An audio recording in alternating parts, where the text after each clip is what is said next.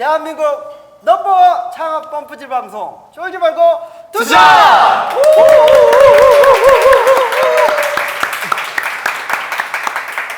네, 안녕하세요. 캡스톤 파트너스 소은강입니다. 네, 안녕하세요. 코그니티브 인베스트먼트 이유입니다. 네, IDG라고 그러려고 그랬죠. 그건 아니고요. 아직도. 저는 송 대표님께서 시즌5 두 번째입니다. 얘기해 주실 줄 알았는데 예. 그 멘트를 안 해주셔가지고. 알겠습니다. 바로 저한테. 네. 들었는데, 예, 오늘 직방에 예. 안성우 대표님 모셨는데요. 예, 네. 최근에 뭐 너무 잘 성장하고 있는 회사인데 그렇죠. 본인 소개와 회사 소개 좀 부탁드리겠습니다. 네, 안녕하세요. 저희는 집을 구할 때 쓰이는 모바일 어플리케이션 직방을 운영하는 안성우 대표입니다. 반갑습니다. 예. 뭐 집을 어떻게 구하게 해주는 건가요? 조금 더 자세한 설명을 해주셔야 돼요. 저희가 원래 이제 방을 구할 때 직방이라고 해서 원래는 이제 방으로 출발을 했다가 올해 중반에 아파트를 추가를 하면서 이제 집으로 이제 이름을 좀 바꿨습니다. 예. 그 모토를. 그래서 사실 집방인가요? 사실 집방이어야 되는데 예. 근데 지금 직방으로 이제 집을 구할 때 직방으로 이렇게 하고 집을 있습니다. 구할 때 직방. 직방 말고 직방. 뭐 저기 일단은 뭐 오토 비즈니스든 뭔가 모바일 비즈니스든 서비스업을 하기 위해서는 브랜드 이름을 잘 지어야 되잖아요. 네. 근데 이게 되게 직관적으로 이렇게 좀 딱 와닿거든요. 네. 처음에 감사합니다. 이 이름을 딱 구상하게 된 계기나 누구 아이디어인지 네. 그런 걸 좀 얘기 좀 해주시죠. 일단은 제 아이디어고요. 네. 처음에 이 회사가 채널 브리지라는 이름으로 회사가 시작되었을 때 네. 원래는 이제 첫 번째 사업은 직방이 아니었습니다. 다른 채널 브리지에서는 네. 포스트 딜이라는 전자상거래 플랫폼으로 시작을 했었는데요. 소셜 관련된. 네네. 예. 그래서 뭐 SNS나 뭐 블로그 상에서 직접 물건이나 서비스를 사고 팔 수 있는 플랫폼을 이제 네. 제공해 주는 게 어떤 주 서비스였습니다. 네. 그 이름이 포스트 딜이었어요. 포스트 딜. 네, 근데 이유는 딜을 이렇게 포스트잇처럼 띄었다 부셨다 할 수 있게 하자라고 해서 만들었는데 네. 그렇게 주관적이지 않더라고요. 꼭 설명을 하지 않으면 이름이 한 번에 잘 좀 안 하다. 네, 네. 그래서 포스트 딜은. 그 첫 번째 사업이 소위 망했거든요. 그래서 네. 그때 이제 망하고 나서 이 두 번째 사업에 대한 이름은 조금 직관적으로. 좀 싼마이면서 한 번에 이해될 수 있는 쌈마이가 뭔가요? 싼마이가 쌈바이가 이제 일본 말로 좀 삼류 이런 걸 쌈바이라고 네, 부르거든요. 그렇죠. 삼류. 삼류. 네, 그렇죠. 그래서 이제 직방 원래는 방이라는 것도 정확히 따지면 일본에서 조금 차용되긴 했는데요. 네. 그 당시만까지 부동산 관련된 서비스들이 모모 부동산 또는 부동산 뭐뭐뭐 뭐 이런 식으로 다 부동산이라는 걸 다 끼고 있었습니다. 기존의 서비스 그렇죠. 이름들이 네, 부동산, 그렇죠. 예. 숫자 이렇게 있는 네. 세 가지 네, 있었고. 예. 아니면 앞에 이름이 있고 뭐 예. 이런 식으로. 그래서 이제 저희 일본 서비스들을 보다 보니까 일본은 다 방이었어요. 그래서 뭐 모토도 뭐 이렇게 직역을 하면 실패하지 않는 방 구하기 이런 식으로 해서 전부 다 이 방이라는 모토를 가지고 있어서 방의 이름을 살리는 단어 중에 고민을 하다가 이제 직방이라는 이름을 떠올리게 됐습니다. 예. 직방. 예. 자, 우리나라 부동산 시장에 대해서 네. 조금 전체적인 뷰를 좀 설명해 주시면 좋을 것 같습니다. 특히 부동산 거래에 대해서. 예. 굉장히 어려운 질문이에요. 특히 우리가 관련된 직방과 관련된 그 시장을 중심으로. 예. 네, 이게 부동산 시장이라기보다 저희가 이제 알고 있는 시장은 부동산 중개업에 더 가깝고요. 좀 출발한 시장 자체는. 근데 이제 부동산 부동산 중개를 우리나라에서 과거에 부동산 집이라고 하면 네. 거의 이제 아파트를 보통 모토로 삼았고 주택을 보통 많이 떠올렸죠. 그리고 사실 집이라고 하면 가족이 떠올리는 어떠한 가장 중요한 공간이 이제 어떻게 보면 집이었습니다. 집 하면은 은행이 떠오르는 건 왜죠? 그게 관련이 있죠. 썰렁합니다. 네.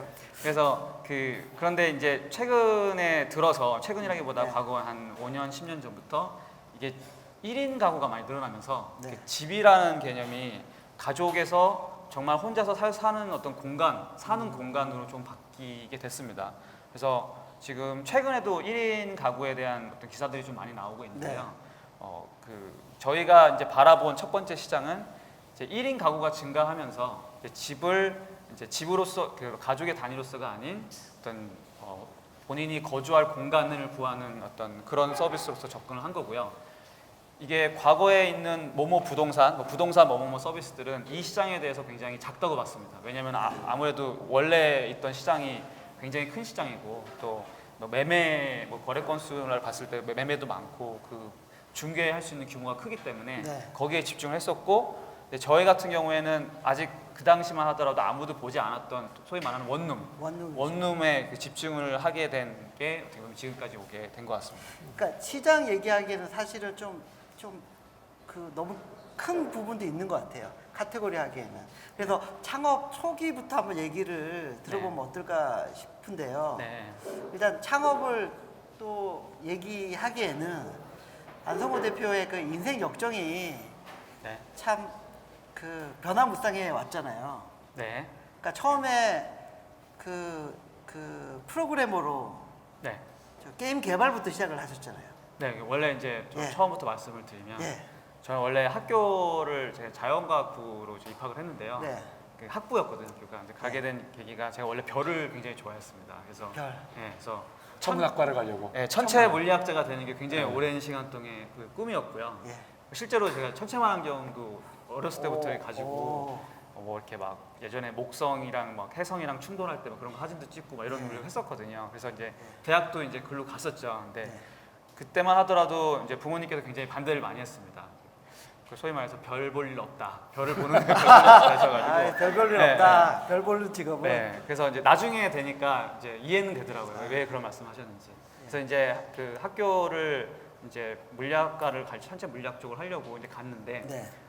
제가 또 게임을 되게 좋아했었거든요. 네. 그래서 그 당시에 게임이 뭐 이제 그때 단군의 땅, 뭐 아크메이지라는 게임이 있습니다. 지금은 없어진 회사인데요. 예. 네. 그거 아마 두 분께서 예. 아시는 회사. 그래서 마리텔레콤이라는 회사. 예. 예. 들어 그 아, 예. 뭐라 그러죠? 그냥 PC 그 머드 게임. 머드 게임이죠. 네. 네. 텍스트 검은 온라인. 네. 게임. 네. 네. 네. 그 게임을 이제 하다가 우연히 제 친구가 제가 게임하는 걸 보고 나 그 게임 만드는 회사를 안다고 자기가 오. 그 회사에서 아르바이트 할 생각이 있냐 그래가지고 거기서 이제 아르바이트를 대학교 1학년 여름방학 때 마리텔레콤에서. 네, 예. 아르바이트에서 시작을 하게 됩니다. 네. 그때까지만 하더라도 그냥 이제 뭐 자기가 좋아하는 게임이니까 이제 예. 했는데 예. 가서 병역 특례를 알게 돼요. 돈을 해결하는 방법을 아, 알게 예. 돼요. 처음에 저희 아, 시작했거든요. 예. 그래서 이거 거기서 이제 이런 세계가 있구나 해서 아. 예. 그래서 마리텔레콤에서 병역 특례를 하면서 굉장히 안 좋은데요? 아니 그 꼼수를 배운 거잖아요. 그리고 아니 정상적인 그때는 물론 저도 군대는 안 갔지만 공무였어요. 네, 죄송합니다. 예, 근데 저만 갔다 왔네요. 그쪽에서. 예. 네, 그래서 이제 네. 거기서 병역 특례를 하면서 어떻게 보면은 이제 뭐 게임 업계이긴 하지만 네. 그 나름의 그 당시 약간 그 좀 버블이 있었던 시기로 알고 있습니다. 네. 그때 막 그 미국의 닷컴 버블이 무너지고 근데 그 마리텔레콤에 있는 그 게임이 그때 차기작 게임이 아크메이지라는 게임과 아크스페이스라는 게임이었는데 전부 다 그 광고 비즈니스 모델이었거든요. 게임 자체는 무료로 운영을 하는데 네. 그 당시만 하더라도 부분 유료화가 없이 전부 다 이 광고를 클릭하면 나오는 수익으로 했었는데 그 광고 단가가 10분의 1로 거의 떨어지면서 네. 회사가 굉장히 어렵게 됩니다. 자, 그때 이제 어려운 상황에서 회사가 이제 대부분 다 구조조정이 일어나는 상황에서 제가 그때 연봉이 900만 원인가 그랬거든요. 그게 몇 년도쯤이었어요? 1999년? 99년? 99년에서 2000년 사이였어요. 2000년 사이. 그래서 이제 저는 정리 대상이 아닌 거죠. 보면은 싸니까. 네, 그렇죠. CPRP가 나오는 아, 예. 투자들 수익이 많이 예. 나오는 상황이어가지고 저는 끝까지 거기 살아남았습니다. 예. 살아남으면서 이제 팀장님도 나가시고 다른 여러분 나가시게 되면서 저한테 점점 많은 일들이 주어지더라고요. 그래서 이제 개발이 전체가 다 홀딩이 됐고요. 홀딩이 되면서 이제 그때 처음 맡았던 일이 갑자기 회사에 투자를 받아야 된다. 그게 갑자기 이제 태스크로 떨어졌습니다. 그래서 그 새로운 팀장님과 저는 그 팀장님을 보조하는 역할로서 이제 처음으로 벤처에 대한 어떤 그 접하는 계기가 되었습니다. 네. 그래서 그때 그러니까 99년 정도였던 것 같은데 다른 회사의 IR 자료가 뭔지도 리서치를 하고 제가 기본적인 어떤 자료들을 만드는 네. 일을 했는데요. 마지막에 그때 VC가 어딘지는 기억이 안 납니다. 잘 기억이 안 나는데 그때 마지막에 저희가 이만큼 두꺼운 IR 자료를 이제 만들어서 팀장님과 함께 만들어서 그걸 제출을 하는 날에 제가 그때 팀장님한테 말씀을 드렸어요. 내용을 쭉 보다 보면 처음부터 끝까지 이게 뻥이에요. 뻥이죠. 네. 그래서 제가 진짜 걱정이 돼가지고 제가 네. 팀장님 근데 이거 사기 아니에요? 사기 아니에요. 근데 그 말씀 되게 의미 있는 말씀하셨는데 다 이렇게 해. 다 이렇게. 이렇게 해야 될 수 있어라는 말씀을 하셨고 실제로 그게 돼서 펀딩을 받았고요. 뻥이 통했네요. 뻥이 통했어요. 네, 알겠습니다. 예. 그리고 저희가 잘 속죠. 그리고 전환사채가 전환도 되고요 주식으로. 예. 그리고 1년이 안 돼서 문을 닫습니다. 그래서는. 그래서 그때 나름대로의 어린 마음에 굉장히 배운 게 많이 있었거든요. 그러니까 왜 이렇게밖에 안 될 수가 없을까? 근데 약간 제가 좀 듣다 보니까 처음에는 군대 안 가는 꼼수를 배우시고 둘째는 펀드레이징 꼼수? 그러니까 이 투자자를 속이는 방법을 배우시고 알겠습니다. 예, 계속 가시죠. 요즘에 속이지 않습니다. 예. 네. 그래서 그렇게 이제 그때 이제 그런 경험과 목표를 가지고 있었을 때 이제 회사가 문을 닫게 되고 네. 그 당시에 남았던 그 개발 조직 몇 명만 빠져가지고 같이 NC 소프트로 NC소프트로 가게 됩니다. 가서, 예. 그래서 이제 NC에서는 제가 계속 이제 병특도 들고 티오를 들고 갔기 때문에 예. 저도 수월하게 이제 NC로 병특 티오 때문에 NC 뽑힌 네, NC에 거구나. 갔습니다. 그래서 아, NC에 가서 이제 거기서 개발팀 업무를 더 하면서 예. 이제 계속 이거를 제가 이제 이런 컨텐츠를 만드는 IT 쪽에서 이제 경험을 많이 했으니까 이 벤처 업계에서 이 다른 사이드의 일을 좀 해보고 싶다. 네. 예, 그래서 이제 고민을 하게 되죠. 그래서 공부를. 그래서 이제 친구한테 물어봅니다. 그 당시에 이제 경영학과에 다니는 친구가 있어가지고 네. 제가 이제 물어보죠. 내가 이제 비즈니스를 한번 해보고 싶은데 내가 비즈니스를 하려면 어떻게 해야 되느냐? 네. 라고 이제 질문을 했을 때 그 MBA를 가라 그러더라고요. 예. 그래서 MBA가 뭔지 알아봤죠. 제가 이제 그때 완전 히 이과고 예. 어떻게 보면은 이제 전혀 이쪽에 모르는 상황이어가지고 그래서 MBA를 이제 알아보니까 대학을 졸업을 해야 되더라고요. 일단. 그렇죠. 잠깐만요. 졸업을 아니, 안 졸업을 돼 안 한 있는데요? 상태군요. 이제 병특, 1학년 끝나고 병특이었기 때문에. 병특이었어요. 1학년 끝나고. 네, 휴학을 4년을 했습니다. 그렇군요. 예, 잠깐만요. 그러니까 지금까지 있는 게 1학년 마치고 일어난 마치고, 일이에요? 네, 그렇군요. 예, 알겠습니다. 예. 대단하시네. 그래서 이제 졸업하는 게 쉽지 않아 보였습니다. 일단은 너무 기간도 오래 걸리고 제가 다시 물리학과를 가는 건지에 대해서도 막 이제 혼란해. 천문학과. 네, 천문학과죠. 예. 천문 물리학, 물리학을 사실 죄송합니다. 저희 때하고 조금 달라졌군요. 네. 예. 그래서 이거 정말 어려울 것 같아.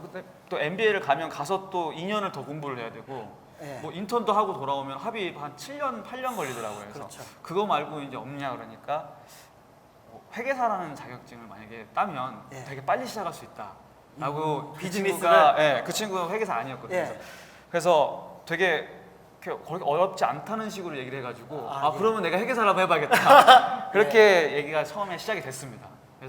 그래서 이제 복학을 하면서 이제 회계회사 공부를 시작을 하게 된 거죠. 그럼 언제 딴 거예요? 졸업 전에 땄어요? 제가 그쵸 2003년 오. 2003년 하반기부터 공부를 시작해서 이제 2차까지 딴 건 2005년도 그럼 땄습니다. 3학년? 4학년? 그때까지도 계속 1학년 말 2학년 때 2학년 때 2학년 3학년 맞습니다. 3학년 때 네, 회계사가 3학년. 되신 거예요? 네. 오. 근데 나이는 꽤 많습니다. 3학년이 하더라도. 예. 오. 그래서 3학년 때 그래서 이제 회계사로 이제 시작을 하면서 어떻게 보면은 이제 커리어 패스가 변경이 된 거죠. 네. 근데 사실 제 입장에서는 그 이후로도 어떻게 보면 이제 VC도 하고 이제 그러니까 그 회계법인에서 또 일을 했잖아요. 네네. 예. 회계법인에서 이제 잠깐만요. 그리고 졸업은 하신 거예요? 학교 졸업은? 회계법인 다니면서 네. 이제 졸업을 회계사 자격증은 있으니까 있으니까. 회계사 자격증으로 오. 취직은 하고 그리고 그 하면서 학교 졸업을 그냥 했군요. 학교를 거의 틈틈이- 제대로 안 다닌 거네요. 학점이 높진 않습니다. 알겠습니다. 예, 그리고 네. 그래서 회계법인에서 얼마나 근데 회계법인에 이제 처음 갔는데요. 예. 이제 회계사 자격증을 따서 입사하시는 분들을 보면 다들 사회 경험이 없이 그냥 학교 다니다가 공부해서 바로 온 이 사회 경험이 또 4년 넘잖아요. 그쵸. 그래서 처음 갔을 때 그 같은 동료들이 네. 하는 대화나 어떤 그 수준이 제가 봤을 때는 되게 이거죠. 네, 신입사원 얘기들을 많이 하더라고요. 아. 저는 이제 4년 차인데 그래서 같이 일하기가 저는 솔직히 쉽진 않았어요. 그런 대화나 이런 것들이. 어린애들하고 어린애들 놀기. 예, 예. 공부만 하다 회계사 된 애들. 그래서 그 점심을 제가 혼자 먹은 적이 굉장히 많이 있습니다. 김밥 사서 먹고 네. 잘 못 낀 거죠. 예. 그 그룹 내에서. 예. 그래서 이제 회계법인에서 이제 일을 처음에 했을 때는 제가 이제 경력이 있다고 스스로 생각했기 때문에 네. 그 당시에 제가 했던 분야에 대해서 뭔가 더 많이 그 경험을 쌓을 수 있는 기회를 줄 거라 생각했거든요. 네. 왜냐면 뭐 게임 회사라든지 또 IT 업체 쪽에 일을 게임 회사도 전문이잖아요. 감사가. 그 당시에는 또 예, 이제 나중에는 이제 그렇게 됐는데 네. 처음에는 이제 회계법인 가니까 완전히 뺑뺑이더라고요. 정말 랜덤. 그래서 제가 이제 과거에 이런 경험이 있으니까 좀 해달라고 했을 때 거의 뭐 얘가 왜 이러지 뭐 이런 소리를 하니 뭐 이런 정도의 얘기였어가지고 처음에는 안 됐습니다. 그래서 안 돼서 일반적인 뭐 감사 뭐 이런 컨설팅 하다가 그 게임 회사에서 그 어떤 인차지라 그러죠. 그 감사의 팀장을 하는 분을 좀 찾아가지고 메일을 보냈거든요. 제가 이런 경험이 있으니까 네. 저를 좀 기회가 있으면 좀 써달라. 네. 근데 그게 계속 안 되다가 우연히도 그 게임 회사 중에 하나 처음에 조이맥스였을 겁니다. 조이맥스. 조이맥스라는 회사에 그 한 분이 퇴사를 하게 돼가지고 갑작스럽게 사람이 필요했는데 우연히도 제가 그때 메일을 보내게 된 거죠. 그래서 저 이런 경험이 있으니까 그래서 그 팀의 막내로 조이맥스에 이제 들어갑니다. 대타로. 네. 네. 이제 들어갔는데 대타로 들어갔는데 네. 막상 이제 게임 회사 가서 보니까 저는 이제 경험이 있는 상황이라 굉장히 그 일이 수월하게 많이 풀린 거죠. 뭔가 거기 있는 용어들이라든지 아니면은 거기에 있는 게임 업계에 있는 분들하고도 좀 원래 알던 분이 많아가지고 인터뷰를 할 때 아는 사람 통해 가지고 인터뷰를 할 수도 있고. 네. 그래서 거기에 그때 그 팀장분께서 괜찮습니다. 괜찮습니다. 천천히 더 이렇게 말씀드려도 네. 괜찮죠? 비즈니스 천천히 나중에 얘기해도 돼요. 알겠습니다. 네. 네. 그래서 팀장께서 다른 게임 회사를 또 하나 있었는데 그러면 너 여기 이제 아닌 것 같으니까 그럼 여기도 네가 해라 해가지고 하나가 추가가 됩니다. 이제 거기가 M 게임이라는 M 게임. 네, 회사예요. 그래서 그렇게 이제 시작을 한 게 뭐 엔도즈, M 게임, 그리고 이제 조이맥스 하다가 나중에는 이제 NC 소프트까지. 그래서 제가 이제 NC 소프트를 다니다가 한 2년, 3년 뒤에 NC 소프트 감사로 나갔으니까 다시, 완전히 인생이 역전됐겠네요. 반대로 했습니다. 최근에 저희 회사에 감사법인이 3일 회계법인이라 요즘에 다시 또 바뀌어가지고 저희가 감사를 받는 상황이 됐는데 이제 그래서 거기서 일을 하면서 이제 게임 회사에 관련된 일로 이제 포지션이 되기 시작을 했죠. 그렇게 해서 게임 쪽에 대한 경험을 그것도 이어갔습니다. 충분히 재밌을 것 같은데 왜 또 VC로 VC로 넘어오셨어요? 참고로 하면 네. 우리 안성호 대표님은 그 블루런 벤처스라고 하는 네. 지금 이름이 바뀌었죠. 지금 BRV. 네. BRB 로터스. 예. 네. 로터스로 이 바뀌었는데. 블루런 그 회사에 심사역으로 있다가 심사역 출신에서는 아마 가장 성공한 그렇죠. 창업자가 아닐까 싶습니다. 자, 이제 VC로 옮기셨는데 VC로 그래서 자, 충분히 보세요. 게임 감사하면서 재밌었을 것 같은데요.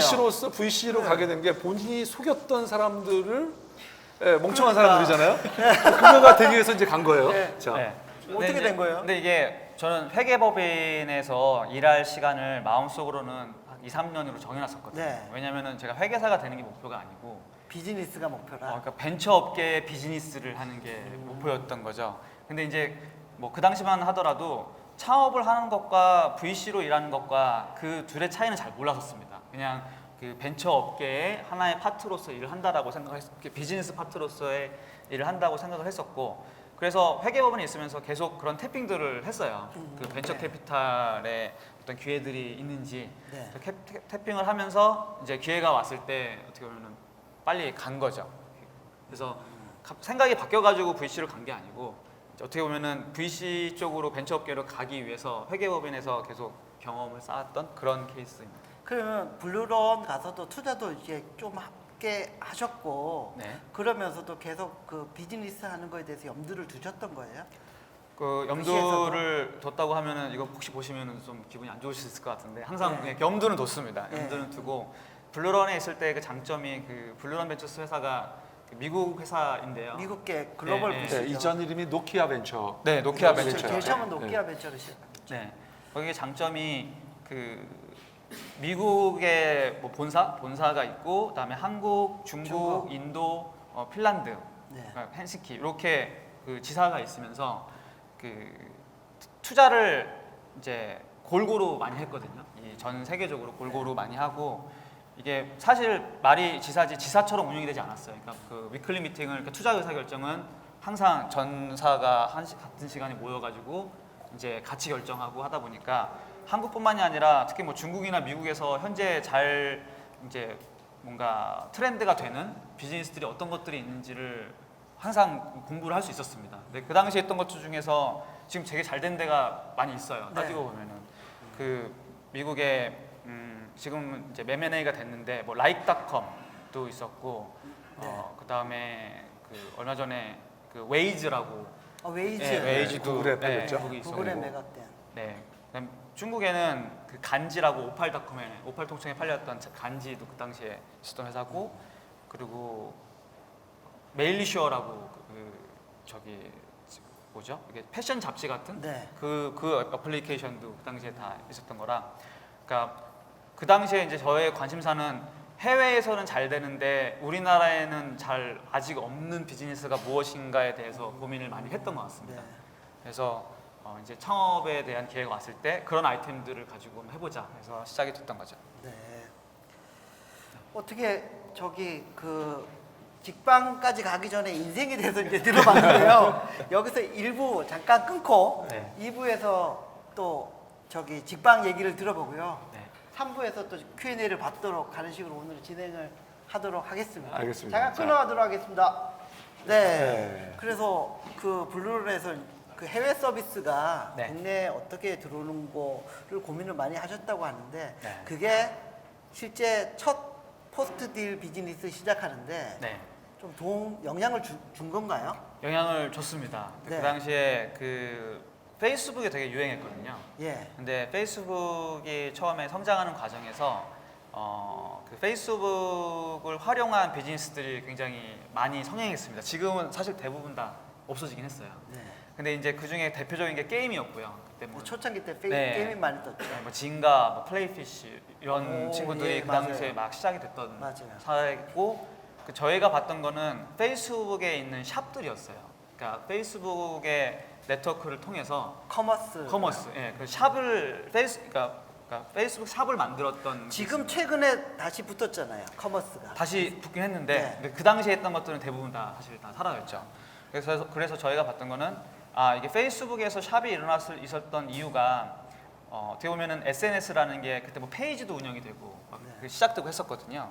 그러니까 결국은 어떠한 하나의 기호를 가진 취미나 어떤 관심사가 비슷한 사람들이 모인 트래픽이 있는 곳에서 거기서 커머스를 일으키면 팔리더라. 왜냐면은 그 커머스라는 게 결국은 그 관심사가 비슷한 사람들을 모으는 데 필요한 마케팅 비용이 굉장히 많이 들어가는 거잖아요. 근데 이미 모여 있는 곳에서 하면은 괜찮겠다 싶어서 우리나라는 페이스북이 그렇게 잘 되진 않았기 때문에 그 다른 뭐 블로그라든지 아니면은 네. 그 카페라든지 이제 그런 곳에서 바로 그런 커머스를 일으킬 수 있는 그런 서비스를 이제 만들어 보자 해서 나온 게 포스트 딜 서비스입니다. 자, 포스트 딜을 하셨는데 실패를 하셨잖아요. 네.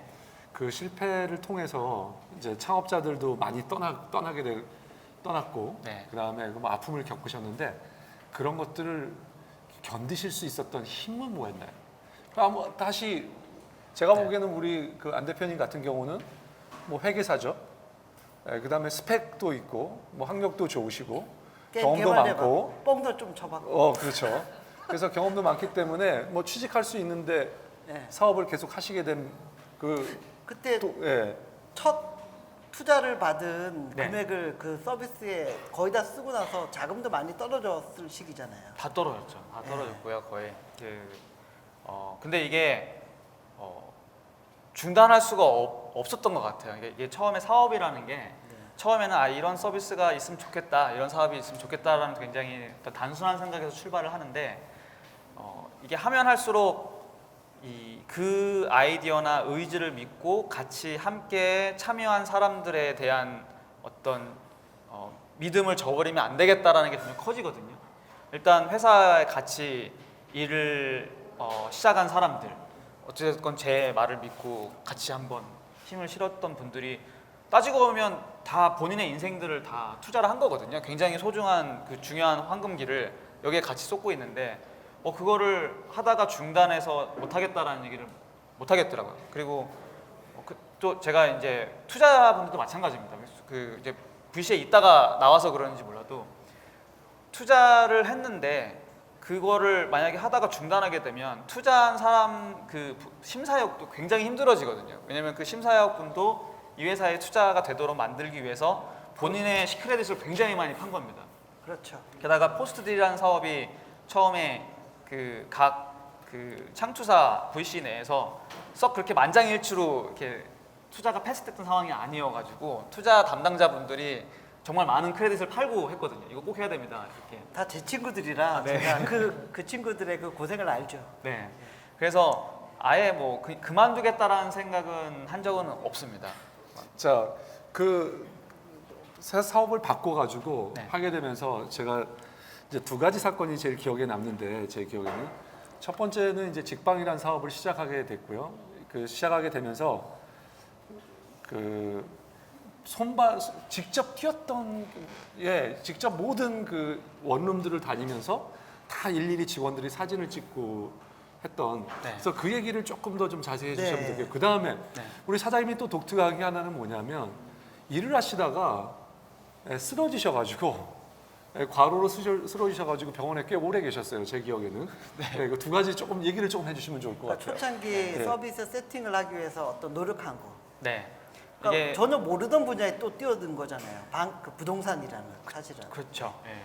그러니까 이게 그때 첫 번째 포스트 딜이 잘 안 되고 나서 몇 개월 정도 하다가 이렇게 접어오신 거예요? 1년 넘게 했습니다. 아, 1년 거의 1년 반 정도 했고요. 네. 1년 반 했고 투자금 정말 다 까먹고 그냥 다시 시작한 게 직방이어가지고.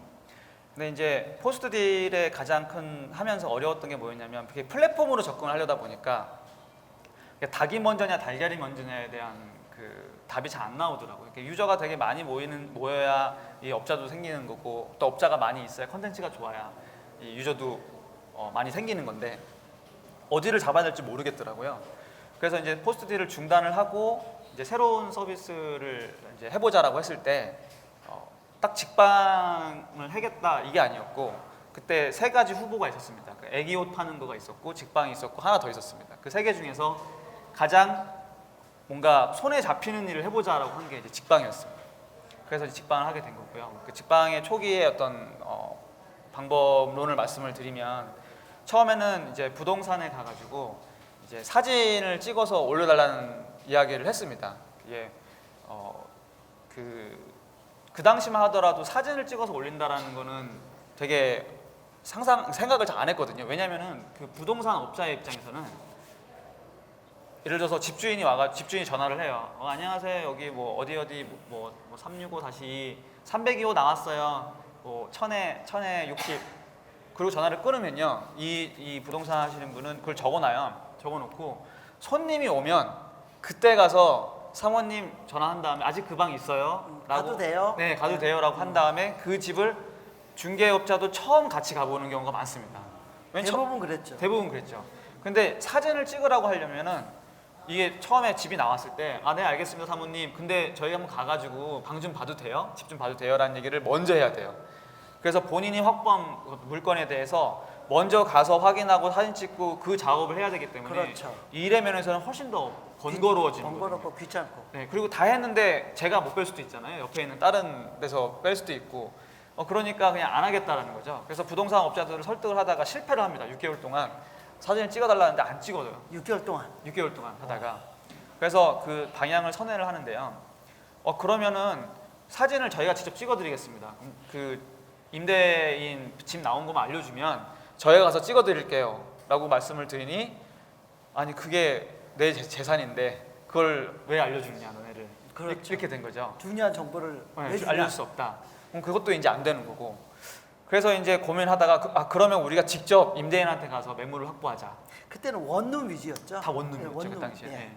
그래서 임대인 위주로 임대인한테 직접 방을 이제 매물 정보를 확보하자고 이제 다시 틉니다 방향을. 그래서 그 당시에 이제 신림동에서 가장 먼저 시작을 했는데요. 관악구에서 거기에 다 1층에 보니까 그 집 방이 있습니다 이런 거 뭐 임대합니다 이런 걸 써놓더라고요. 그 집 앞에다가. 네. 처음에는 그렇게 출발을 했습니다. 가서 인사하고 저희가 어디인데요. 그 당시 2012년만 하더라도 스마트폰을 많이 안 쓰고 있어가지고 그냥 거의 뭐 설명도 거의 없이 그냥 집 뭐 소개를 하러 왔다 그러면 또 많이 찍게 해주시더라고요. 그래서 이제 신림동에서 출발을 했죠. 근데 이제 신림동 밖으로 딱 나가니까 집주인 전화번호가 집에 안 붙어 있는 거예요. 아, 예. 다른 동네는? 다른 동네 나가니까 생각해보니까 신림동이 특이했던 데지 다른 데는 일반적으로는 집주인 전화번호가 없잖아요. 그래서 이걸 어떻게 할까 또 새로운 시도들을 많이 합니다. 네. 뭐 1층에 있는 뭐 주차된 자동차에다가 전화해가지고 물어봐야 될지 아니면은 그 주변에 가까운 슈퍼한테 아줌마한테 물어보면 알지 않을까, 여기 오. 집주인이니까. 그래서 그렇게 다 해보다가 발견한 방법이 세입자한테 물어보는 거였어요. 그러니까 거기 살고 있는 사람한테 띵동 해가지고 저희 누군데요, 집주인 전화번호 좀 알려달라. 근데 이렇게 멘트가 중요한 게 아니라 어떤 그 목소리와 눈빛이 어느 정도 딱 그 자신감이 있으면 네. 대부분도 알려주시더라고요, 의외로. 오. 그래서 나중에는 정말 모르겠으면 정말 죄송한데 지금 잘 모르겠어요 막 그러면 좀 찾아보시라고 부동산 계약서 좀 그렇게까지도 해가지고 확보를 했습니다. 근데 이제 또 뭐 예를 들어서 그 이제 뭐 5층짜리 빌딩이다 그러면은 뭐 201호 누르고 이제 없으면은 202호 누르고 네. 없으면 203호 누르고 이렇게 했는데요. 네. 이 계량기 돌아가는 거 보면 나중에 별걸 다 해가지고 이제 집에 누가 살고 있는지 안 살고 있는지 다 알게 되거든요. 네. 계량기 돌아가는 거 보면은 분명히 집에 사람이 있는 것 같은데 예.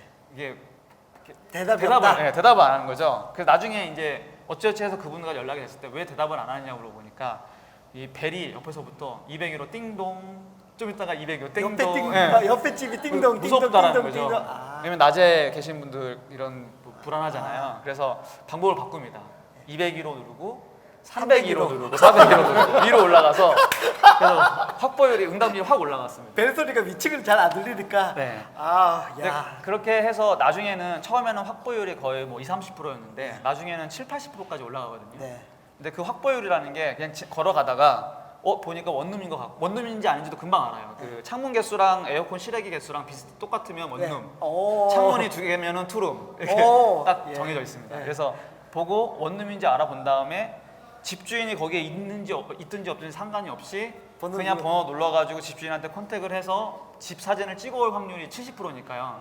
굉장히 높은 겁니다. 오, 예. 그래서 그렇게 해가지고 이제 방법을 터득을 해서 1년 반 동안 그 15,000개의 건물, 그래서 약 20만 세대의 정보를 저희가 다 직접 1년 반 동안.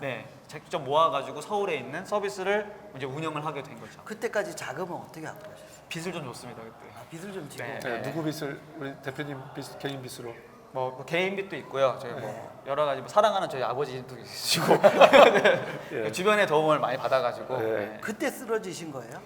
그 전에 한번 쓰러졌죠. 쓰러진 거는. 근데 이게 사실 그러니까 몸이 피곤해가지고 쓰러지는 것보다 사실 더 심적으로 어려웠던 시점은 사실 언제였냐면요. 사실 이런 말씀 드리기 되게 네. 같이 일하는 분들한테 죄송스럽긴 한데 처음에 포스트 딜이 이제 안 된다고 생각이 이제 들 거잖아요. 네. 어떻게 보면 대표가 가장 그 생각을 먼저 해야 될 역할이기도 하고 어느 순간 안 될 것 같은 것도 남은 자금과 현재 상황을 봤을 때 분명히 안 될 것 같은 생각이 첫날 어떻게 들었습니다. 다음 날 보니까 더 안 될 것 같은 거고 가면 갈수록 확신이 되면서 어느 순간 이거 진짜 안 되겠다는 생각이 드는 거죠. 근데 그 생각을 저만 하고 있거든요.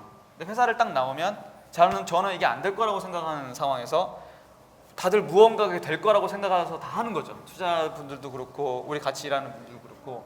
그래서 그거를 제가 안 될 거라고 확신이 드는 순간부터 이제 얘기를 처음 꺼내는 그 시점까지가 가장 힘들었습니다. 그러니까 언행일치가 안 되는 거죠. 회의를 들어가도 제 생각은 딴 데가 있고. 그래서 그 심정 이해가 갑니다. 굉장히 힘들었습니다. 근데 죄송스럽게도 어느 날 제가 다 이제 회사 같이 모아놓고 이거 안 될 것 같다라는 얘기를 딱 한 그날 저녁에는 정말 발 뻗고 잘 잤거든요. 저는 다 얘기해서 해가지고. 근데 그분들이 힘들어하시더라고요. 이거 어저께까지면 된다 그랬었는데 갑자기 안 된다고 하니까 왜 이러지? 그래서 그때가 사실 제일 힘들었죠. 굉장히 이제 징하게 오는데요. 우선 뭐 지금의 직방의 현황을 조금 말씀해 주시죠. 직방이 어느 정도 시장에서의 포지셔닝이 있는지. 사실 그거를 뭐 어떤 척도로 그 이야기를 하느냐가 되게 뭐 쉽지는 않은데요. 뭐 다양한 척도가 있으니까 저희한테 지금 가장 중요한 거는 그 두 가지로 보고 있습니다. 하나는 뭐 정량적으로 봤을 때 뭐 소비자가 직방을 통해서 집을 구하는, 그러니까 직방이 아니라 어떤 처음에 저희가 조사를 했을 때 가장 중요한 지표를 직방을 아냐가 아니라 집을 구할 때 어떤 행동을 첫 번째, 방을 구할 때 어떤 행동을 첫 번째로 합니까가 가장 중요한 요인으로 봤습니다. 왜냐면 그 당시에 서비스가 전혀 없었기 때문에. 그래서 뭐 부동산에 직접 간다, 뭐 카페를 이용한다. 뭐 카페라고 하면 그 당시에는 피터폰이 좋은 방 구하기 네. 이런 것겠죠. 아니면은 뭐 포털 사이트를 이용한다. 뭐 이런 것들이 어떤 주요 행동이었었는데 이제 앱을 먼저 앱을 켜서 알아본다라는 게 어떻게 보면 저희 가장 중요한 포인트였습니다. 근데 그게 지금은 과거에는 앱을 이용해서 알아본다가 당연히 거의 0에 가까웠고 거의 없었는데 지금은 많이 올라와가지고 이제 앱을 이용해서 알아본다가 거의 한 60% 정도까지는 올라왔습니다. 예. 가장 메이저 한 거고요. 잠깐만요. 원룸일 수도 있고 아파트일 수도 있고. 아파트는 아닙니다. 이렇게 진짜. 집을 구할 때죠. 원룸의 경우에. 원룸처럼 원룸 네. 스튜디오 이런 이런 걸 구할 경우에 말씀하시는 거죠. 네, 그래서 요즘에 저희는 내부적으로 원룸과 아파트를 완전히 구분해서 아예 뭐 마케팅 전략이나 네. 뭐 소비자 분석도 다 구분해서 하고 있고요. 네. 그래서 지금 말씀드리는 건 이제 원룸이고 최근 저희는 이제 나눠서 원룸을 구할 때, 그다음에 이제 아파트를 구할 때 나눠서 원룸 모바일 서비스로는 압도적인 일이죠. 그렇죠. 네. 거의 뭐 점유율 몇 프로라고 볼 수 있나요? 제일 중요한 거는 저희를 통해서 부동산들이 얼마나 많은 돈을 버느냐가 네. 저는 되게 중요하다고 네. 생각을 하는데요. 제가 얼마 전에 그 이야기를 듣고 되게 충격을 받았는데요. 네. 그 초반에 저희 서비스를 이용해가지고 했던 중개소 한 분이 네. 페라리를 사셨다고.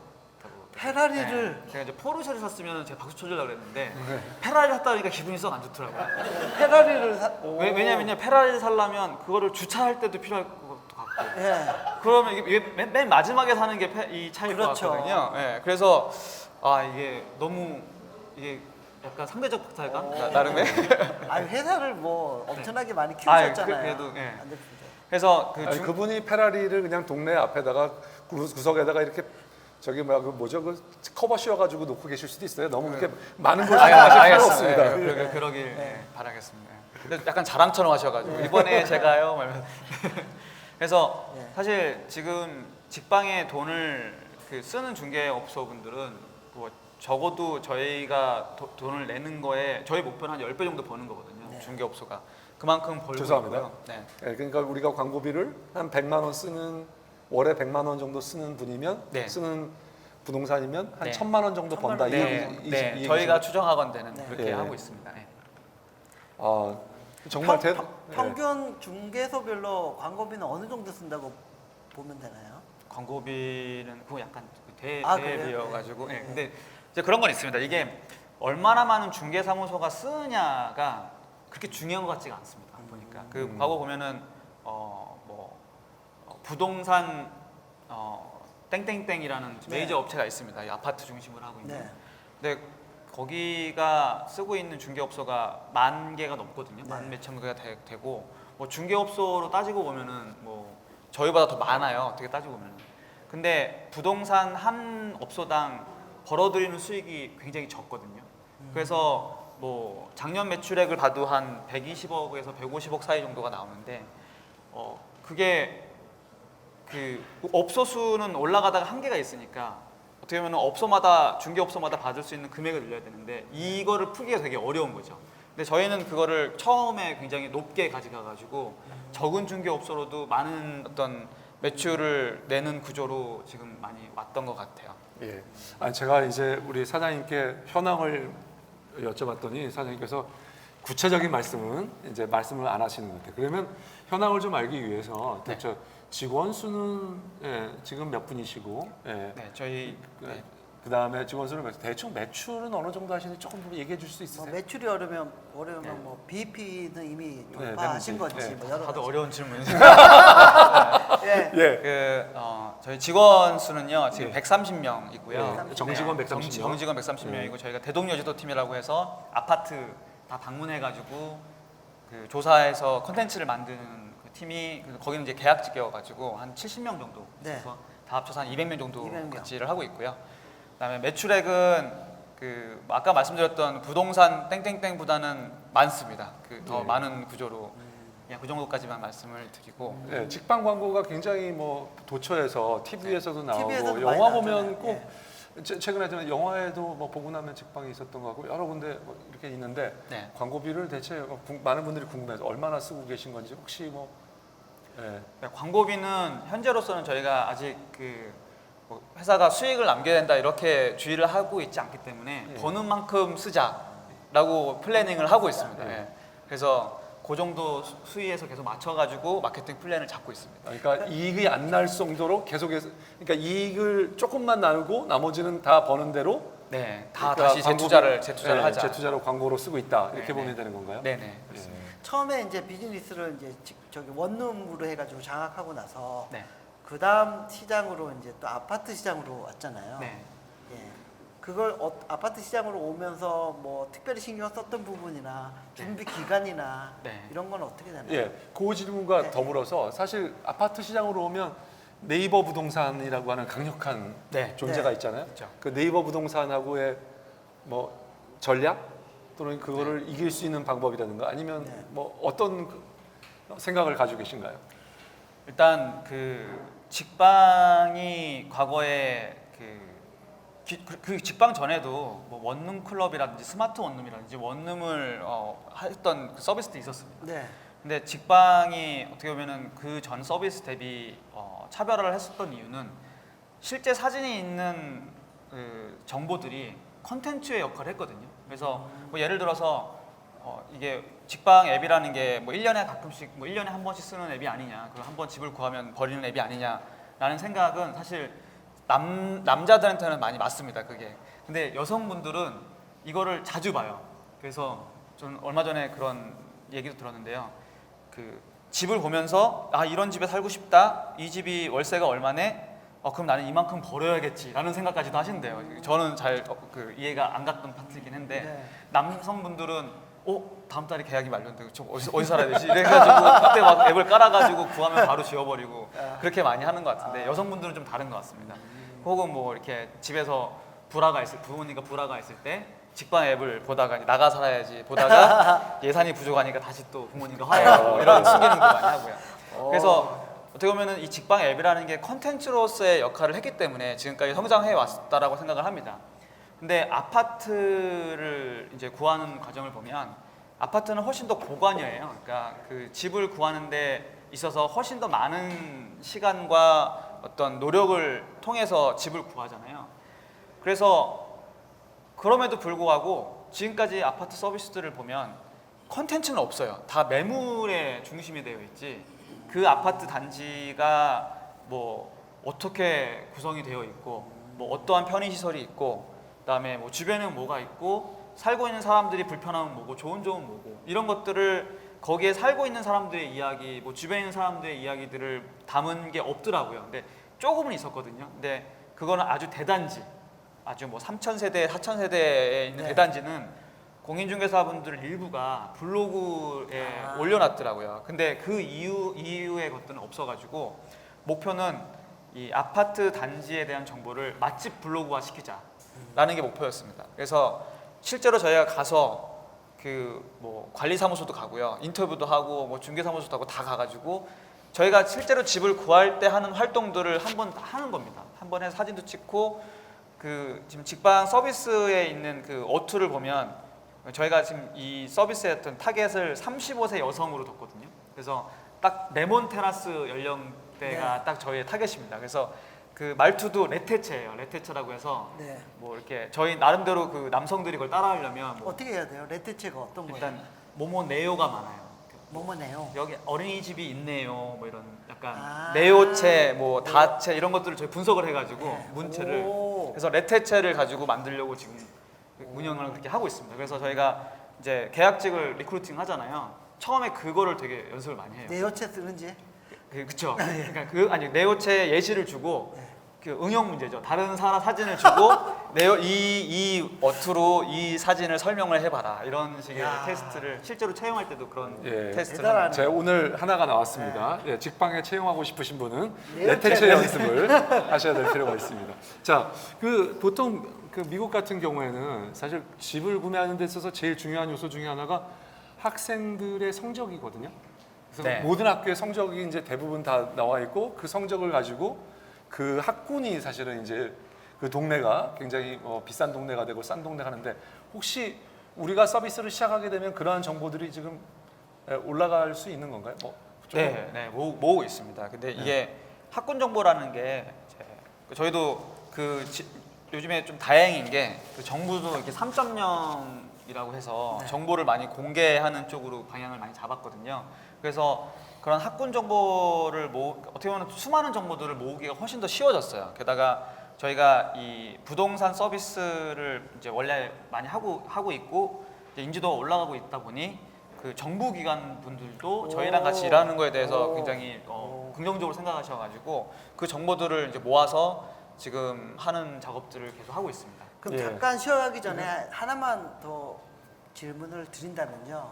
그 부동산 관련돼서 뭐 일본인도 그렇고 미국, 뭐 유럽 다양한 모바일 서비스, 온라인 서비스들이 나와서 큰 회사들이 나온 걸로 알고 있거든요. 네. 그런 시장 상황이나 뭐 그쪽의 밸류나 뭐 규모나 이런 얘기 좀 한번 해주시죠. 네, 어떤지 외국은 어떻게 흘러가고 있는지. 그 미국 같은 경우는 이제 그 진로라는 회사랑 트룰리라는 회사가 네. 좀 큰 회사고요. 두 회사가 이제 합병해가지고 진로가 트룰리를 샀습니다. 사서 한 6조 밸류에이션으로 6조? 있고요. 예. 근데 이제 그 미국 같은 경우는 그 나름 진로가 되게 후발주자예요. 그러니까 그 전에 있는 그 오프라인 강좌들도 되게 많이 있고, 그다음에 되게 전투를 많이 하고 있는 상황이라 어떻게 보면 밸류에이션이 낮은 거고요. 네. 영국 같은 경우에는 지금 한 매출액이 3천억에 영업이익이 2천억이 나는 회사가 오. 예. 그래서 한 7조 밸류에이션에 있고, 중국 같은 경우에는 그 빵닷컴이라는 곳이 여기 따지면 뭐 부동산 뭐뭐뭐에 같은 빵닷컴, 예, 회사 이름이 소펀이라는 데인데요. 빵닷컴이라는 거를 하고 있는데, 거기가 최근에는 시장 상황이 좀 다른 데가 강세가 생겨가지고 한 3조까지 떨어졌는데 한 3년 전만 하더라도 8조, 9조 정도의 밸류에이션이 되어 있습니다. 그래서 그러니까 부동산에 관련된 이런 서비스들이 대부분 다 뭐 5조 이상의 밸류에이션으로 상장이 다 되어 있는 그런 상황입니다. 해외에서는. 보통 전체 인구의 한 몇 프로 정도가 그런 모바일 서비스를 이용하는 것 같아요, 외국은? 그러니까 이게 집을 구하는 서비스이기 때문에 굉장히 이따금씩 쓰지 않겠느냐라고 하지만 막상 아마 굉장히 많이 보실 겁니다. 집에 대한 고민이 있으신 분은 집을 살 때도 고민이지만요, 산 다음에도 계속 봐요. 이게 떨어지면 안 되기 때문에 오르는 거 보면서 만족을 느끼시는 분도 계시고, 혹은 이제 딴 데는 내가 그 후보를 했던 곳은 얼마나 올랐는지 이런 것도 많이 보시게 되고, 그래서 그 미국 같은 경우 이렇게 진로 같은 경우는 MAU가 1억 2천만에서 1억 5천만이니까 그 나라 인구의 거의 뭐 40%, 30% 정도까지는 지금 올라온 거고요. 중국 같은 경우도 그렇고 보통 그 나라 인구의 5분의 1에서 한 4분의 1 정도까지는 그 부동산 서비스의 MAU로 오는 것 같습니다. 그래서 우리나라도 이런 집을 구하는 활동이 온라인이나 모바일을 통해서 하는 게 아주 자연스럽게 된다면 1000만 시장까지는 충분히 갈 수 있다. 그렇죠. 1,500만까지는 가는 게 맞지 않나 싶습니다. 알겠습니다. 좋습니다. 잠깐 쉬었다 쉬었다 하도록 가도록 하겠습니다. 예, 깔때기 타임이 타임이 돌아왔습니다. 돌아왔습니다. 예. 쫄투 시즌 5 시작하면서 예. 항상 아낌없는 후원을 해주시고 계셨던 예. 아산나무재단 아산나무재단 마루 180. 예, 마루 180 정남희 국장님, 이혁희 팀장님, 예. 그다음에 우리 배유주 매니저님 예. 진심으로 이기훈 매니저님. 예. 예. 이현 매니저님 요즘 신경 안 쓰시는 거 같아요. 배유주 매니저님 진심으로 감사드립니다. 신경 좀 쓰라고 그래야 되겠겠네요. 아, 예. 알겠습니다. 그리고 예. 새롭게 IR 섹션에 또 아낌없는 후원을 해주고 계신 예. 한국성장금융 예. 성장 사다리 펀드, 예, 우리 서정근 본부장님, 황인정 팀장님, 우리 최배호 과장님, 와. 진심으로 감사드립니다. 야, 이 다 기억하고 계시는 게 대단하네요. 예. 기억 다 못하시죠? 저는 적어야 됩니다. 예. 하여튼 다시 네. 한번 예, 마루 진심으로 180 그리고 감사드립니다. 한국성장금융에 진심으로 감사드립니다. 감사드립니다. 그리고 오늘 또 잊지 않고 이렇게 찾아주신 여러분께 감사드립니다. 근데 네. 오늘 우리 대표님 복장을 보면 오늘 뭐 말도 안 되는 복장을 입고 오셨어요. 스타트업 업계에서는 스타트업 잘 안 업계, 입잖아요, 예. 양복을. 네, 저도 양복 잘 안 입는데요. 그러니까요. 네, 예. 저희 오늘 그 국토부하고 예. 제휴를 맺어가지고 예. 업무 어떻게 뭔가요? 어떤 제주 예. 그러니까 지유였죠? 부동산 에스크로 서비스라고 네. 이제 표현하면 저희가 이제 런칭한 게 직방 보증금 안심거래 시스템 서비스를 오, 이번에 하기로 전세 했습니다. 보증금 이런 거 띄어먹지 않게끔. 네, 그래서 국토부랑 같이 이제 진행을 하기로 했고요. 네. 어떻게 보면 국토부 정부의 입장에서는 뭔가 이 부동산의 거래가 더 투명하고 안전하도록 하려는 의지들이 있는데 네. 그거를 쉽게 뭔가 구심점이 없어가지고 추진하기가 되게 어려움이 많이 있었던 상황이 있던 것 같아요. 근데 저희 같은 경우도 저희 이제 안심 중개사 해가지고 네. 어떻게 보면 저희 서비스의 가장 직방 서비스의 가장 상위의 가치를 신뢰라고 생각하고 있거든요. 그래서 네. 그거를 저희가 하려는 노력과 이 국토부에서 하려는 어떤 방향성이 같아서 그래서 이번에 같이 업무 협약을 맺고 네. 진행을 하게 됐습니다. 그래서 거기서 오늘 협약식에 가려면 이제 그 이거 들고 MOU 들고 악수도 하고 해야 돼가지고 네. 제가 오늘 그 풀 정장을 입고 예. 왔습니다. 네. 알겠습니다. 아유. 자, 오늘 그 예. 서비스에 대해서 조금만 말씀해 주시죠.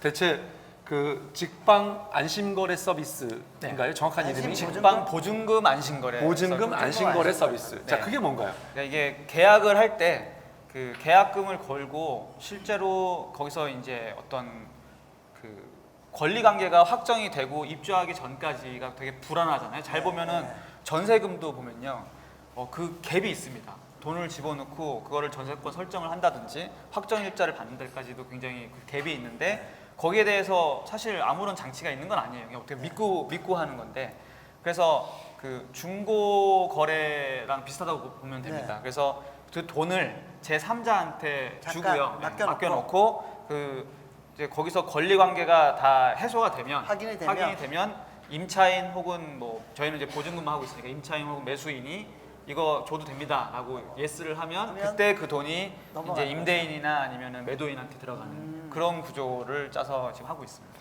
예, 이 거래 특히 이 서비스의 의미는 저희 지금까지 뭐 있긴 있었지만 거의 사용이 안 되던 그런 서비스이근데요. 제대로 직방이 처음으로 이 서비스를 이제 본격적으로 하게 됐다는 의미죠. 이거 사용하려면 어떻게 해야 되나요? 어떻게 신청해야 되나요? 그 저희는 직방에 마케터로 나온 것 같은데. 아, 제가 죄송합니다. 직방의 투자자입니다. 아 예. 아, 마케터인 줄 알았어요. 예, 예, 제가 마케터도 돼야죠. 예. 예. 저희 사회이사 아, 죄송합니다. 예. 아니 저기 그 캡스톤에 안광수 팀장이 또 이사로 갔다. 아, 그렇죠. 저희 회사에 또 저희 회사에서 오랫동안 잘 키웠더니 바로 가고 싶다고 해서 네. 어떻게 말릴 수도 없고 그냥 예. 가끔 솔로 쫄때도 나왔었죠. 우리 그렇죠. 안광수 팀장이 여기 그 신규 사업 팀장 네, 이사로, 네, 이사로. 담당 이사로 갔습니다. 감사합니다. 예. 아닙니다. 예. 잘 부탁드립니다. 예. 네. 네, 그래서 그 직방 그 안심중개사, 그러니까 직방을 통해서 거래를 할 때 그 중개사 분께 이야기를 하면요, 그 저희가 이제 중개사 분께 그런 신청 관련된 어떤 서류란지 이런 것들을 진행할 수 있도록 해놨거든요. 그래서 중개사 분께서 임차인과 임대인 두 분께 의사를 물어보고 신상 명세를 가지고 저희한테 신청을 하면요, 이제 계좌번호가 갑니다. 그러면 임차인의 입장에서는 그 계좌번호로 돈을 넣고 그리고 계약을 실제로 이제 권리 관계를 해소한 다음에 저희한테 이야기를 하면 되는 그런 구조입니다. 알겠습니다. 자, 이제 질문을 받도록 질문 하겠습니다. 한번 받도록 하겠습니다. 예, 예, 첫 번째 질문. 질문부터. 예. 네, 안녕하세요. 책거리 명석입니다. 첫 번째 질문이 잘려갖고 좀 그렇긴 한데 먼저 그 오늘 아까 기사를 보니까 일자리 창출 유공자 대통령 표창을 받으셨더라고요. 예, 네. 축하드립니다. 아, 감사합니다. 네. 그 다른 게 아니라 이번에 그 직방 쪽에서 아파트를 같이 이렇게 하셨잖아요.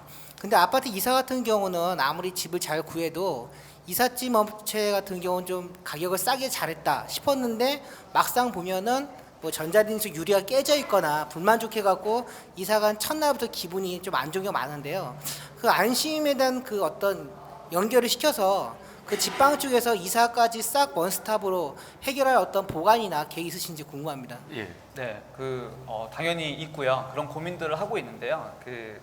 어떻게 보면은 이게 벤처 회사다 보니까 항상 리소스가 한정적입니다. 그래서 저희 입장에서는 어떤 일을 먼저 하는가가 굉장히 중요한데요. 그거를 판단하는 데 있어서 꼭 지금 해야 될 일인가에 대한 거를 고민을 합니다. 그러니까 지금은 안 해도 된다고 하면 어떻게 보면 좀 냉정한 일일 수 있겠지만 다른 곳이 하는 거를 보고 따라하거나 인수하거나 뭐 여러 가지 방법들이 있거든요. 그래서 이사 서비스 같은 경우에는 저희 지금 입장에서는 지금 당장 할 만한 일은 아닌 것 같아서 다른 더 중요한 일을 찾아보고 있는 그런 상황입니다. 네, 네. 알겠습니다. 두 번째 두 번째 질문. 예, 우리 그 당근마켓. 당근마켓의 네. 우리 창업자신데요. 예, 창업자며 공동 대표로 계십니다. 예, 저희 당근마켓도 이제 지역에서 중고 매물을 모으는 작업을 하고 있는데 네. 직방도 그 사업 초창기 때 직원이 많지 않았을 것 같아요. 10명 내외 직원으로 했을 것 같은데 서울만 해도 이제 동이 수백 개가 있잖아요. 네. 근데 이제 그 방에 대한 어떤 그 정보, 사진도 찍고 매물에 대한 정보를 계속 업데이트하고 그 수집을 해가셔서 앱에 올리셨는데 그 매물 그 부동산 매물에 대한 정보가 업데이트 주기가 굉장히 좀 빠르다고 생각하거든요. 특히 방 같은 경우에는 일주일 만에 방이 나가기도 하고 또 새로운 매물이 나오기도 하는데 적은 인원수로 어떻게 발로 다 뛰어다니면서 그 서울에 있는 서울만 한다고 쳤을 때 서비스를 수백 개 동에 있는 매물 정보를 어떻게 어프데이트 하셨는지 좀 궁금합니다. 예. 네, 그 처음에 이제 확보를 하고 난 다음에는 이제 방에 나갈 수 있잖아요. 그래서 저희가 이제 소위 내부적으로는 리프레시 콜이라고 합니다. 그래서 그 정보를 업데이트를 하는 팀을 만들었고요. 전화로. 그래서 맥시멈 일주일 안에 그 임대인한테 다시 연락이 가는 그 체계를 갖춰놓고 한번 임대인이 확보가 되면 다시 전화해서 그거 아직 나갔나요? 있습니까? 물어보고. 그러면 또 새로운 거 나왔다 그러면 또 만약에 찍으러 다른 가고. 타입이라 그러면 또 찍으러 가고 그 작업을 계속했습니다. 그래서 그 차이는 있지만 최고 일주일 이내에 해소가 되도록 하는 시스템을 그때 했습니다. 보통 몇 명으로 이렇게 그 운영을 하신 거예요? 운영을 하면서 네. 작업을 하죠. 저희가 한 20명 정도. 20명으로. 네. 그러니까 전화를 되게 많이 하는 거죠 하루에 그 팀께서. 그 제가 이거 참고로 20명 하루에 한 명이 네. 대체 몇 개 방을 찍을 수 있었던 그런 뭐 찍어오는 거요? 네. 찍어오는 기준은 그 방이 그 15개에서 20개 정도. 한 번 나가면 네. 15개 건물 기준입니다. 건물. 네. 15개. 건물 15개에서 20개 정도. 네. 찍어왔습니다. 지금. 네, 하루에 한 사람이. 하루에 한 사람이. 예. 네. 네. 알겠습니다. 알겠습니다. 예, 세 번째 질문 넘어가요. 예, 오늘 발표하신 우리 예. 김동현 대표님. 예. 네, 제 업의 특성상 공간적 개념으로 여쭤보고 싶은데요. 네. 그 공간이 주로 이제 사람이 편히 쉬고 자야 하는 공간, 그리고 먹고 살아야 하는 생존의 공간 이렇게 봤을 때 전자는 이제 주거 공간이라고 보고 후자를 제가 창업 공간이라고 칭했을 때 그 창업 공간이 굉장히 크거든요. 이 시장이.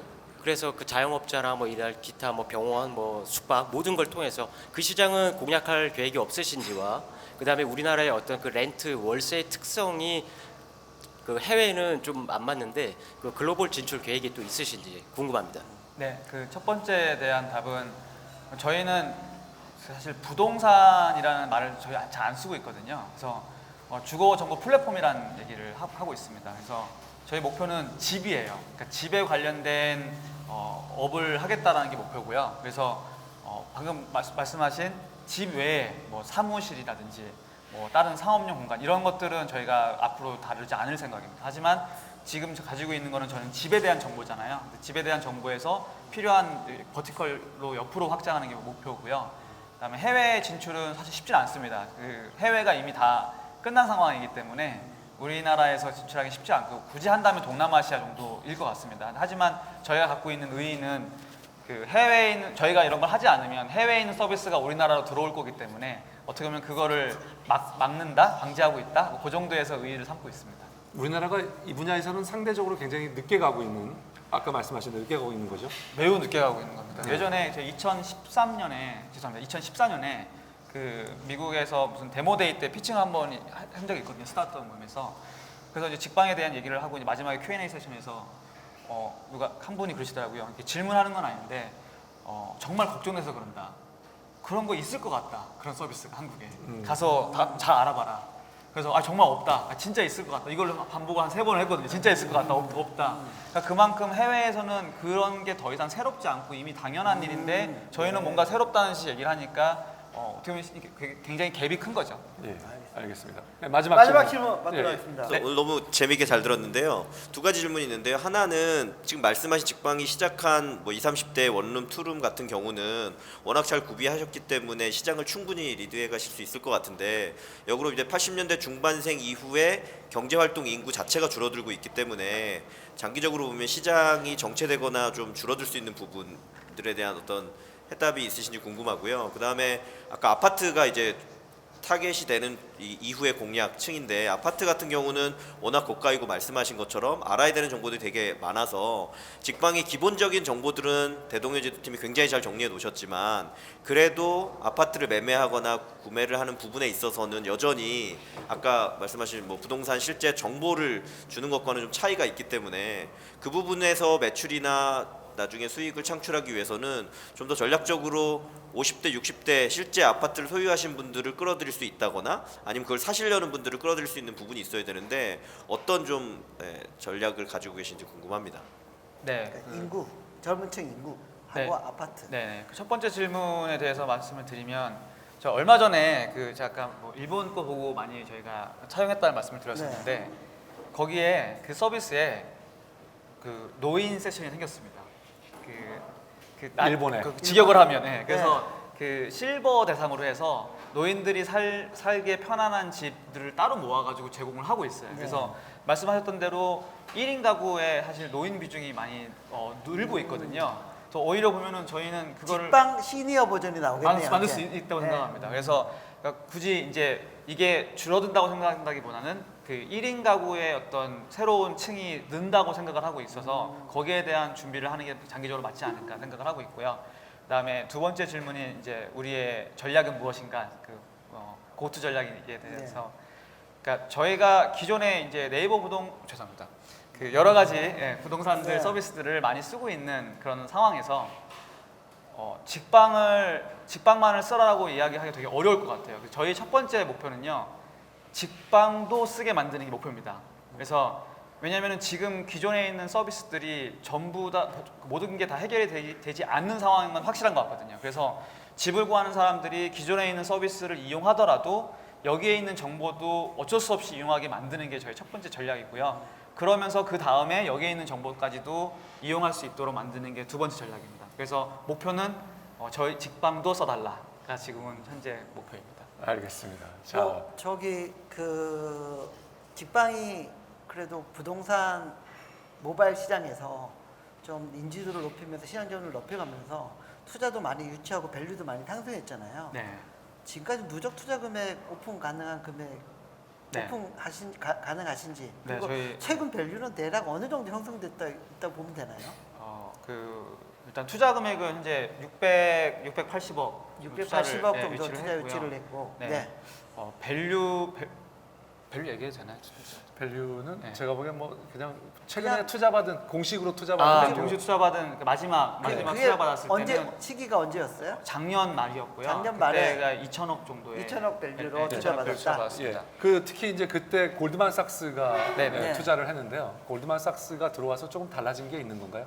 조금 뭐 그 이후에 뭐 어떤 변화가 있었는지 그거에 대해서 조금 뭐 말씀해 주시죠. 네, 골드만삭스가 사실 투자하게 된 배경이나 이런 것들이 저희한테 되게 자신감으로 많이 오거든요. 왜냐하면은 뭐 해외에서는 이런 서비스들이 되게 뭐 잘 되고 있다라는 것들이 어떻게 보면 저희 스스로에 대한 네. 어떤 생각이었다고 하면 그 골드만삭스가 투자를 하게 된 배경이 바텀업이 아니라 탑다운이었습니다. 그러니까 그 해외 글로벌리 이러한 시장 변화가 있는데 그게 한국에서는 여기가 좀 비어 있고 근데 그거에 가장 근접하게 활동을 하고 있는 게 직방이다. 그래서 이 직방이라는 회사가 이게 뭐 어느 정도 잘 되고 말지가 아니라 잘 된다면 이거는 뭐 몇 조까지도 갈 수 있는 회사고 뭐 안 되면 어쩔 수 없지만 그렇게 어프로치를 한 거가 저희한테 큰 도움이 됐고요. 그래서 지금도 어떤 해외에 있는 어떤 현재 직방 같은 서비스들의 행보라든지 앞으로의 전략 같은 것들을 그 도움을 많이 받고 있습니다. 그런 정보들을 얻는 데 있어서. 예.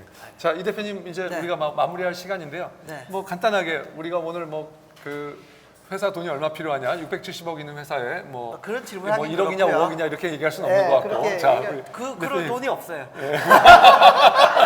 몇백억 투자할 돈이 없어요.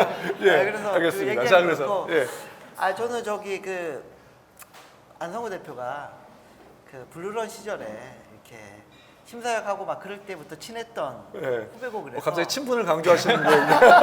아니 그런 거 아니고 하여튼 그 후배고 그래서 또 그 힘든 과정을 겪은 걸 봤거든요. 바닥을 찍으면서 거기서부터 올라오는 과정을 봤기 때문에 지금 이 정도 규모의 회사로 키워놓은 게 너무나 뿌듯하고요. 자랑스럽고 좀 그런 입장입니다. 네. 예. 그래서 더 잘 됐으면 좋겠다는 그런 생각이 듭니다. 예, 저는 오늘 또 뭐 말씀드릴 거는 이게 참 많은 스타트업 하는 분들에게 희망이 된다라고 생각이 됩니다. 예, 그리고 지금 이렇게 성공을 했는데도 불구하고 또 안성훈 대통령의 겸손한 자세들도 감사드리고요. 고맙게 생각하고 그래서 또 모범이 되기도 하는데요. 뭐 많은 지금 실패하고 어려운 상황에 있는 여러 창업자들이 있을 텐데요. 예, 어려움을 참고 잘 이기고 슬기롭게 극복하면 우리도 직방과 같이 이렇게 크게 성장할 수 있다는 그런 희망을 주는 아주 좋은 시간이었던 것 같습니다. 오늘 마지막 한마디, 한마디만 그러시죠. 젊은 창업자들이나 뭐 본인도 젊으신데 그러니까 좀 후배 창업자들에게 마지막 한마디만 해주세요. 젊은 마지막 한마디요. 예. 그냥 편하게 예. 예, 그냥 후배들에게 얘기한다면 저는 이게 아무 일을 얘기나. 창업을 만약에 시작한다고 하면 조금 더 진지하게 생각을 하면 좋겠다라는 생각을 합니다. 왜냐면은 결국은 본인의 어떤 처음에는 뭐 이렇게 작은 의미에서 시작이 됐지만 생각보다 그게 시작이 되고 나면 굉장히 큽니다. 수많은 사람들한테 인생에 영향을 줄 수 있는 거기 때문에 충분히 고민을 하고 스타트업을 시작했으면 좋겠고요. 뭐 하다가 안 되면 뭐 실패하면 경험이 된다. 맞습니다. 본인한테는 맞아요. 자기한테는 경험이 되지만 저를 믿고 같이 일하신 분들한테는 마이너스입니다. 굉장히 많이 했어요. 어떻게 보면은 그분들의 마이너스를 딛고 본인의 경험을 쌓아가는 거기 때문에 저는 그게 그렇게 좋은 방법인 것 같지 않습니다. 그래서 충분히 많이 고민을 하고 그다음에 같이 일하는 분들께도 솔직하게 고민하는 것들 다 얘기하고 안 됐을 때 뭐 지금 뭐 준비가 부족한 부분들 그래도 괜찮느냐라는 얘기들을 충분히 많이 해서 그렇게 일을 시작하기를 바랍니다. 예, 알겠습니다. 알겠습니다. 고맙습니다. 오늘 출연해 주셔서 감사드립니다. 고맙습니다. 예, 감사합니다.